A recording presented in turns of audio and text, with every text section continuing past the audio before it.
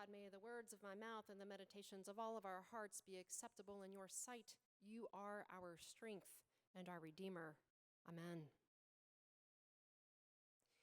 So in the city of Rome, the great city of Rome, you probably know there are churches and museums and really yummy restaurants and all sorts of Bernini statues.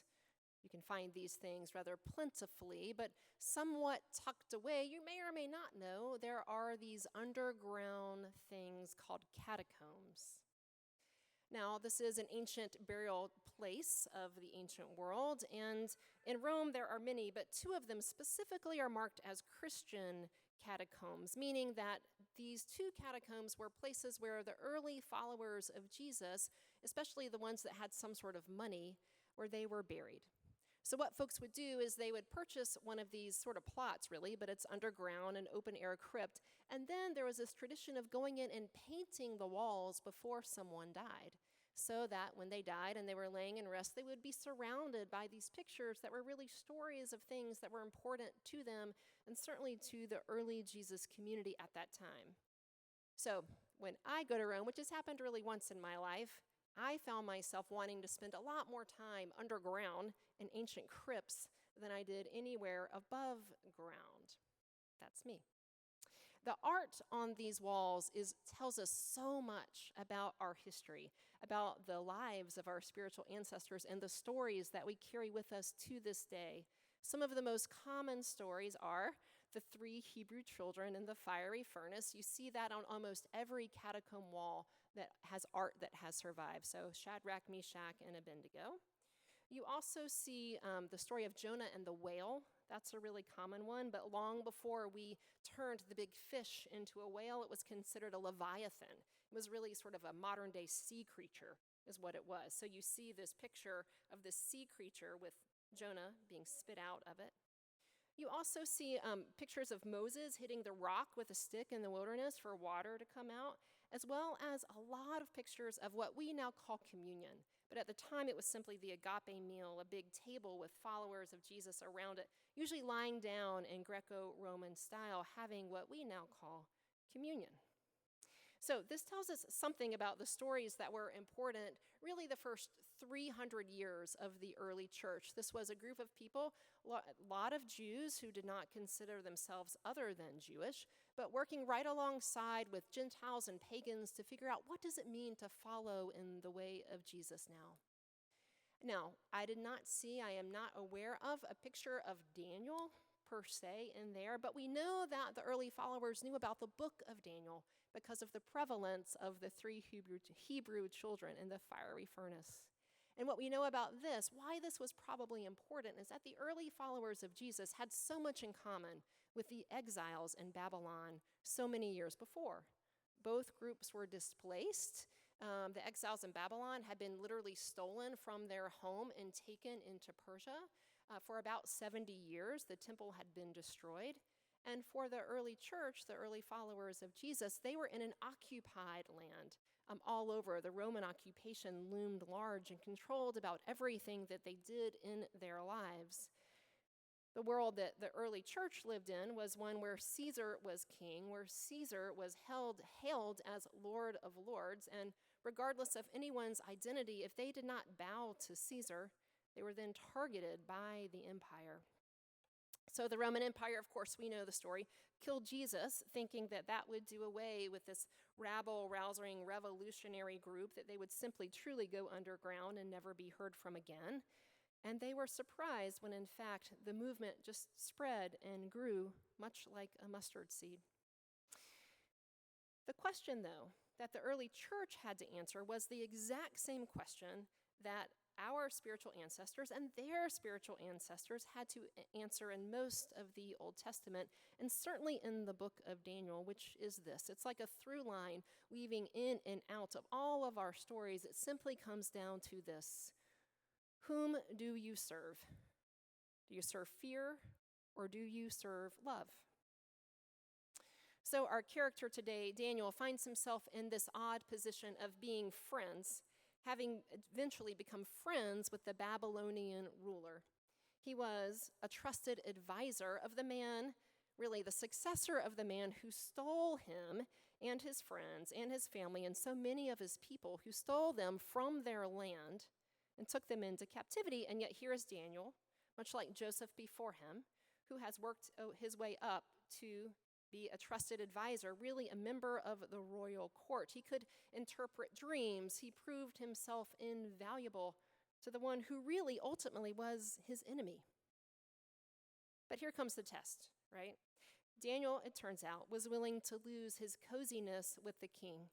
He was willing to give up the security of being Darius's right-hand man because he continued to worship God, even though he knew the consequences of this. He continued to worship God over any other thing, including the king. And as much as Daniel was worshiping God alone, he was also upholding his cultural ethos, that the community with love at its center, even in the midst of occupation and oppression, is the community that cares for everyone. It is the community that most honors and serves God by serving God's children. It was true then, and it is true now, that God desires our worship, not for the sake of the divine ego, but to keep our egos in check. Because God knows we cannot worship God and simultaneously ignore the suffering of any of God's children. There's a theme in the Bible that goes a little bit like this. Anytime a human ruler, a king, a Caesar, an emperor, what have you, anytime a human ruler deifies themselves, if it's consciously or unconsciously, they ironically become not more divine, but less human. We see them become reduced to their base instincts, living primarily in their reptilian brain, only concerned about maintaining their grip on others, groveling in insecurity, and covering up their neediness with a posture of intimidation. And at some point, the things that these kings, that these rulers have put into place to protect their fragile egos hurt them or the ones that they love too. In the end, they pay the price for their own greed, much like Midas, who watched in horror as his beloved daughter was turned to gold when they embraced. So too, King Darius, who counted Daniel as a friend, an important advisor. He realized that his own ego-driven, insecurity-soaked law had sent his friend into the mouths of lions. Now it's its own Greek tragedy, but with a twist. The God of Abraham comes through, and Daniel is spared, and God's grace even extends to the king, whose prayers God hears. This question echoes, of course, in this through line for all of these thousands of years and very much into our lives today, the question of who will we serve, love, or fear? It's the question perhaps at the heart of our national dialogue at the moment, the underlying juxtaposition of the tipping point that we find ourselves in. And always, serving love over fear means trusting that love will keep showing up as the first sliver of dawn after the deepest night, no matter how long that night lasts or how rocky that road might be. The story of Daniel illustrates that, and it is a story. It's a story, but it is dramatic in its flair and in its form, meant to illustrate the larger truth that fear will never win out over love, that love will always lull wild beasts to sleep, will keep the licking flames of fire at bay, that love will rescue you from the bowels of the Leviathan, that love will multiply like bread and wine around a never-ending table, that love will even defy the grave. But fear will only feed on itself. Fear closes doors and limits seats at the table. Fear seduces others into its empty promises of safety and security at the cost of everyone else. But love offers security in its expansiveness. Love offers safety and freedom in the ever longer tables and endless chairs, in flinging open all doors and ever drawing the circle wider. Because love reigns and is held up by the community that puts love at its center. Friends, there are many opportunities to let our own fears, and especially in this moment as a nation, there are many opportunities to let our fears get the better of us, to let our fears demonize others, or to let our fears sow seeds of despair that could choke out our hope. But we, right now, standing right here, living and breathing, we are the living and breathing through line of all of the stories of our spiritual ancestors, and we don't have to be brave all by ourselves in a den of beasts.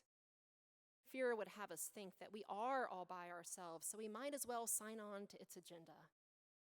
But we say no.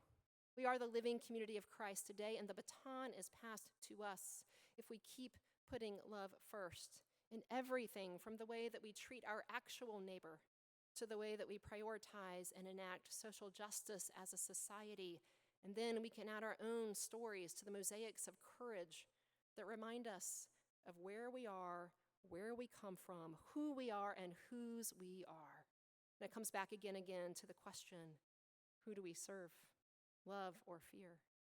Each day, we have a choice. Amen.